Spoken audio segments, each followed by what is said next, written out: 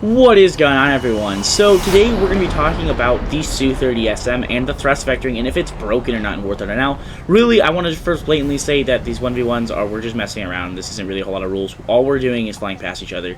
So it's just background footage for you guys that someone enjoy. So the Su-30SM obviously has the thrust vectoring that is, the first aircraft to get this type of thrust vectoring. We have obviously the Yak-141 and the Harrier, but those are all VTOL aircraft. And the Yak-38, of course. So, but this is completely different. This is to literally point the nose off in the direction of the aircraft to get a shot. When pairing it with the AOA limitations computer on and off, you can actually pull some really wacky maneuvers. In a 1v1, it's obviously going to be one of the best aircraft to go up against. And I think in terms of like AirRB, the feature is not necessarily going to be broken or anything. Because, end of day, all it is really something to help people high AOA. And that's not something that is going to be really need or featured a whole lot in top tier ARB. Also, something with these engines is when you get below a certain altitude, when thrust vectoring, you are pretty much going to die. It's guaranteed that you're going to die. Because switching to, you're turning off your AOA limiter, and with your AOA limiter on, not really with the thrust vectoring. Thrust vectoring is always on. It just performs a lot better when you get the AOA limiter enabled or disabled. When you get the AOA limitations off in the computer mode to maneuverability or whatever.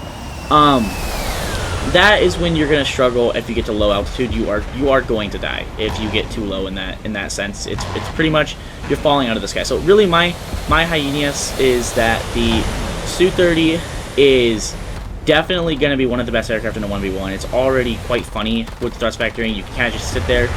I still like the Harrier, but obviously this is a very, very good in 1v1's situation, especially when you're able to get that flight computer turned off and your AOA limiter disabled.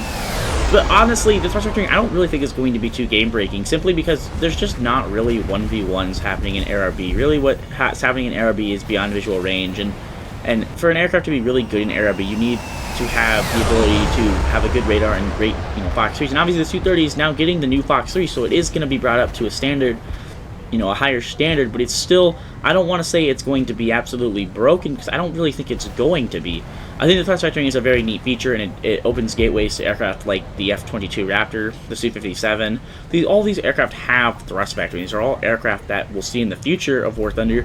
And so getting them on an aircraft like this is definitely useful. I do think the Su-30SM is, like I said, it's going to be really, really good in the 1v1s. If you get in a 1v1 with this aircraft, you're going to probably need to bait it, stall it, and be careful with those R-73s. The R-73s in this aircraft are absolutely insane because they're able to pull such high AOA. And also, you got to very much manage your speed when using the thrust vectoring and the AOA limiter. Sometimes I do say, the thrust vectoring with the AOA limiter or whatever, because the AOA limiter, really, all it does is it brings out the thrust vectoring and it makes it perform a lot better.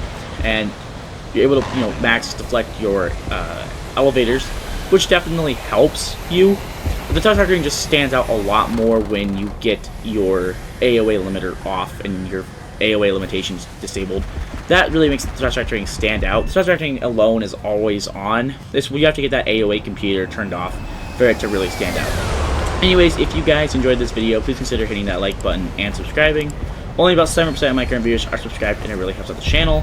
And let me know your guys' thoughts down below in the comments. What are your thoughts on the Su-30SM? Do you guys think it's going to be pretty busted in ARB, or is it going to be pretty meh? Anyways, hope you guys enjoyed this video, and I hope to see you guys in a later one.